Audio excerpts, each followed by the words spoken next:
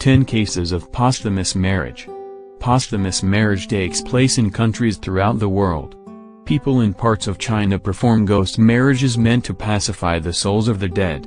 In the Western world, posthumous marriage is famously legal in France, where some women were permitted to marry soldiers who had been killed in battle during World War I.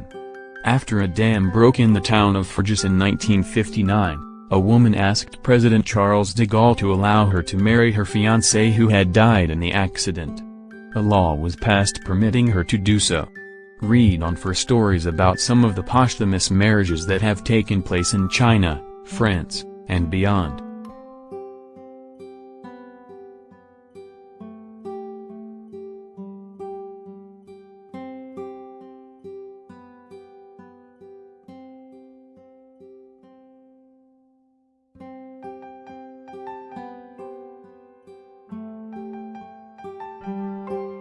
Number 10. Cecilia Kleiman and Isaac Wojniak. Just because you can't normally marry a dead person in the United States doesn't mean that people haven't tried. Cecilia Kleiman and Isaac Wojniak were first married in a Jewish ceremony on Miami Beach in January 1987. Sadly, Wojniak died of a heart attack soon afterwards on March 10, 1987. Even more unfortunately for Kleiman, the couple did not have a marriage license during their first ceremony. Wojniak would have had to supply a certified copy of his divorce from his first wife in Venezuela, which he did not have. The ceremony's officiant, Rabbi Meir Abramowitz, reportedly performed the marriage anyway because they had already planned for over 100 guests and he didn't want to call it off over a technicality. After Wojniak died, Kleiman went to court and the posthumous marriage was performed by a Dade County Circuit judge. But once the decedent's sons learned of the marriage, they swiftly contested it and Miami's 3rd District Court of Appeal ruled that it was illegal. Kleiman claimed that Wojniak's sons merely wanted to deny her the widow's rightful share of Wojniak's estate, which was estimated to be worth over $100,000. Number 9. Julia Pak and Tung Jin Moon.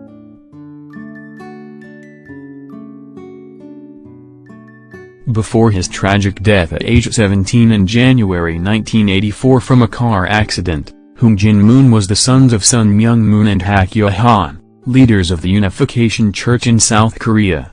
According to church teachings, only married couples were permitted to enter heaven. As Tung Jin Moon had planned to marry prima ballerina Julia Pak before his death, his parents conducted a spiritual wedding for the couple on February 20, 1984. Now General Director of Universal Ballet, Julia goes by Julia H. Moon, and she has been known to deliver messages on behalf of her husband from the spiritual world. Number 8. Charlotte Kalletta and Friedrich Fritz Pfeffer. Appearing in Anne Frank's diary under the pseudonym Albert Dussel, Friedrich Fritz Pfeffer was a Jewish dentist who spent 2 years in hiding with Frank's family. Before this, though, Pfeffer had met and fallen in love with Charlotte Kalletta.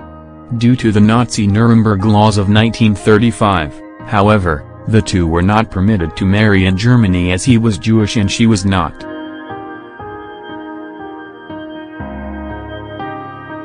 The couple then went to the Netherlands after Kristallnacht, though their marriage would have been illegal there as well. Once the Nazis invaded Holland in May 1940, Pfeffer was forced into hiding, eventually finding his way to the annex with the Frank family. After their presence was discovered, Pfeffer was arrested and sent to Auschwitz in early September 1944 and then to Neuengamme in October. He was murdered there on December 20, 1944. Khaleda didn't learn of Pfeffer's death until nearly a year after it occurred. On April 9, 1953, Khaleda was finally permitted to legally marry Pfeffer posthumously. Number 7. David Masenta and Mngweni Malamo. In 2004, in the tiny village of Sears, South Africa, David Masenta shot and killed his pregnant fiancée, Mngweni Malamo, and then himself. However, family members wanted to remember the pair as a happy couple, so they arranged for the two to marry. Dressed in wedding attire, the two were set to be joined in marriage before being buried. Mathol Motshkaga, an expert on African culture, explained, "In African culture, there is no death.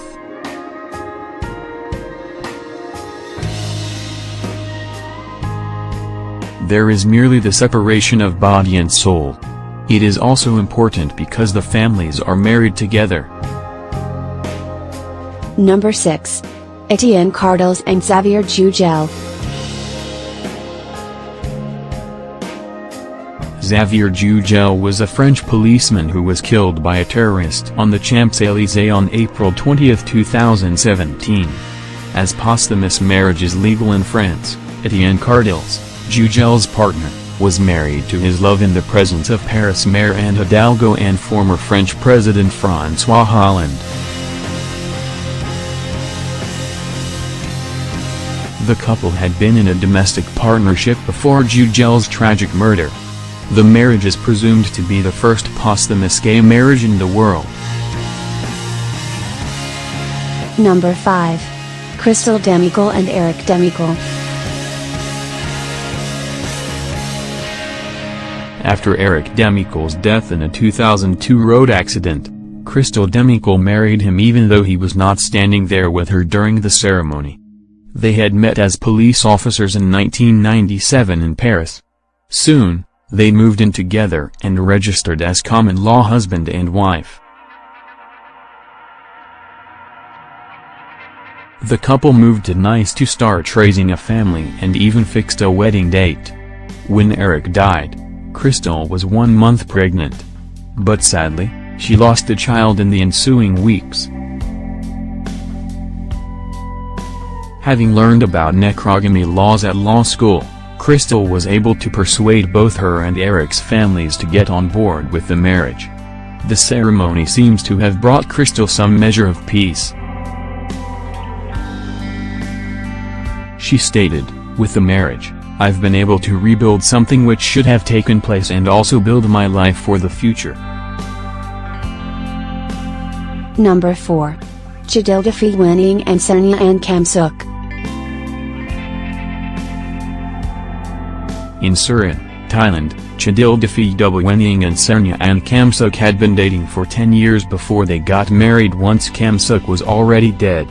Before she was unexpectedly killed in an accident, the two had planned to get married after Winning finished his studies. In early 2012, Winning reportedly married her primarily out of guilt because he had delayed their nuptials. He noted that he simply didn't think he had done enough for Kamsuk before she died. Number 3.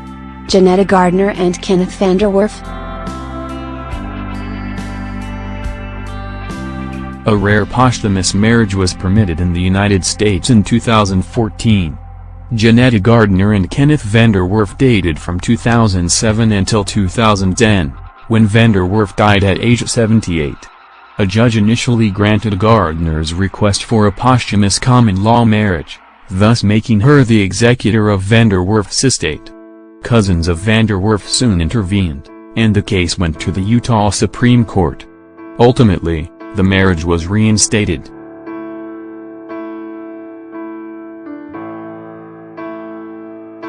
Number 2. Magley Yoskovich and Jonathan George. A car crash in eastern France in November 2008 brought an end to the earthly relationship of Magley Yoskovich and Jonathan George, but France's necrogamy laws enabled them to continue on together past till death do us part. At 26, Yoskovich have lived with George for 6 years and raised 2 children with him. The couple had gone to the town hall to arrange their marriage 2 days before George's death. 1 year later, wearing the dress she had originally picked out for the occasion, Yoskovich officially married George. Mayor Christoph Kaput, who performed the ceremony, noted that Yoskovich had become a widow at her wedding. Number 1. Ma's murdered women.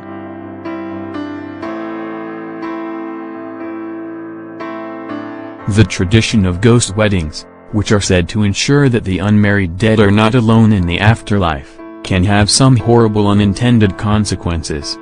In the Shaanxi province in 2016, a man named Ma Chanhua was arrested for promising 2 women with mental disabilities that he would find them grooms. Then he murdered them in an attempt to sell their corpses for use in ghost weddings.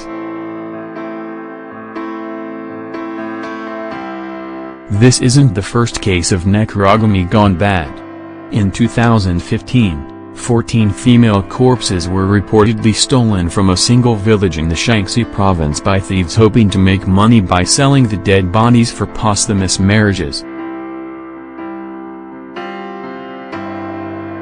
According to one study, the price of young women's bones and corpses rose sharply between 2008 and 2010. An individual in Liangcheng County, Inner Mongolia, admitted to police in 2015 that he, too, had murdered a woman to sell her body to a family looking for a ghost bride.